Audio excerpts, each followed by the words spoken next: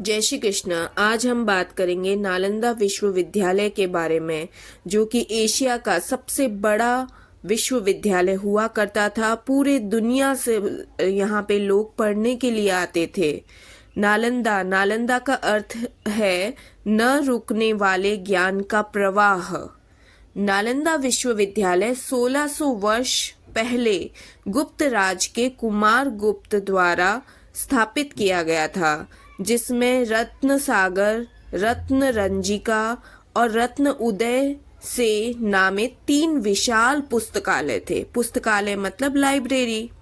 रत्न सागर इस काल में दुनिया का सबसे बड़ा पुस्तकालय था, जिसमें 9 मंजिलें थी। नालंदा विश्वविद्यालय प्राचीन भारत में उच्च शिक्षा का सर्वाधिक महत्वपूर्ण और विख्यात केंद्र था। प्राचीन नालंदा विश्वविद्यालय की स्थापना गुप्त काल के दौरान 5वीं सदी में कुमार गुप्त प्रथम ने किया था। इतिहासकार विश्व प्रसिद्ध नालंदा विश्वविद्यालय को जलाने के पीछे की जो वजह बताते हैं, उसके अनुसार एक समय बख्तियार खिलजी ज्यादा बीमार पड़ गए थे। बहुत ज्यादा मतलब मरे जैसी हालत में थे। वो मरे जैसी हालत में थे और इतने हकीमों ने उनका इलाज किया। हकीम मतलब मुस्लिम थे वो, तो हकीमों से इलाज करवा रहे थे। मतलब वो मुस्लिम डॉक्टर्स को हकीम बोलते हैं। तो हकीमों से काफी उपचार करवाया, पर कुछ हुआ ही नहीं, फायदा ही नहीं हुआ।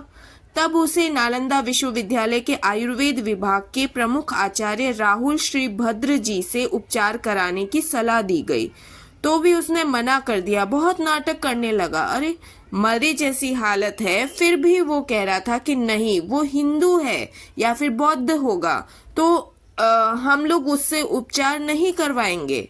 वो एकदम कट्टर मुस्लिम था। उसने आचार्य राहुल को बुलवा लिया तथा इलाज के पहले शर्त लगा दी कि वह किसी हिंदुस्तानी दवाई का सेवन नहीं करेगा। उसके बाद भी उसने कहा कि अगर वह ठीक नहीं हुआ तो आचार्य की हत्या करवा देगा। अगले दिन आचार्य उसके पास कुरान लेके गए और कहा कि कुरान के पृष्ठ संख्या, अब ये कुरान तो ले सकते हो ना, कुरान तो आपकी धर्म की है, कुरान तो आप पढ़ सकते हैं, तो कुरान की पृष्ठ संख्या इतने से इतने तक पढ़िए, आप ठीक हो जाएंगे, रोज पढ़ना जरूरी है। उन्होंने कुरान दे दी। तो उसने कहा ठीक है, कुरान पढ़ने में तो कोई बुराई नहीं है।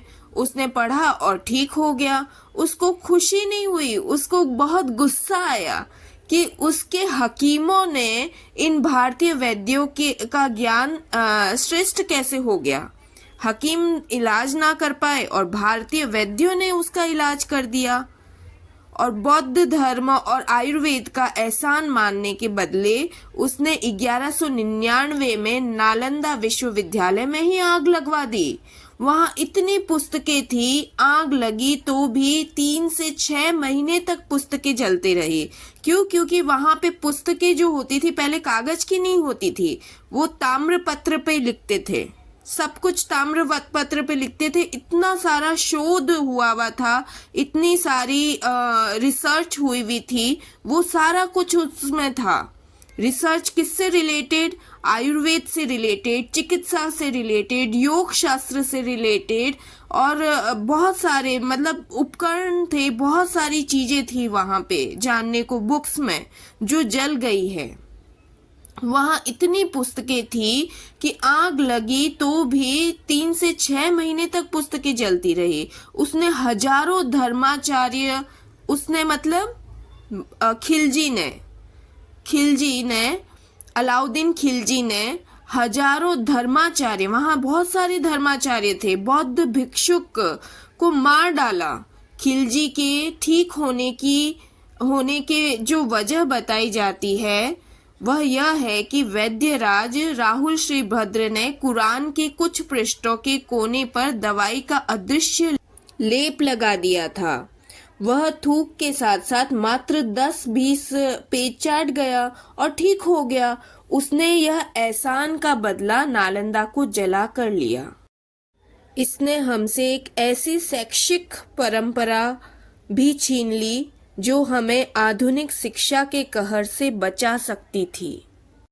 नालंदा में चिकित्सा विज्ञान तो था ही, योग शास्त्र तो था ही, उसके अलावा वेद, उपनिषद, तर्कशास्त्र, दर्शन, कानून और व्याकरण, हिंदी व्याकरण व अन्य विषयों के साथ साथ बहुत सारी चीजें और भी पढ़ाई जाती थी। सबके लिए अलग अलग कमरे होते थे, वहाँ दिए की व्यवस्था भी होती थी। कुमारगुप्त राजा के साथ साथ राजा हर्षवर्धन भी थे वहां पे, जिन्होंने निर्माण किया था। राजा देवपाल राणा भी थे।